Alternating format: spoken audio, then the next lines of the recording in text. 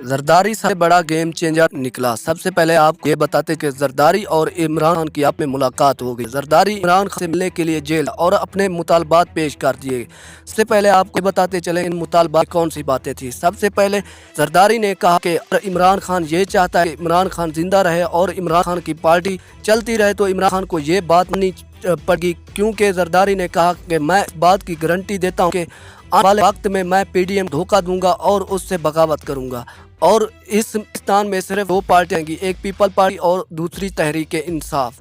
اگر عمران خان یہ بات ماننے کے لیے تیار ہیں، بہت جلد عمران خان بازیاب کیا اور چھوڑ دیا جائے گا۔ اگر عمران خان یہ مطالبات نہیں مانتے تو عمران خان کو بہت تنگی بھگتنا پڑ سکتے ہیں۔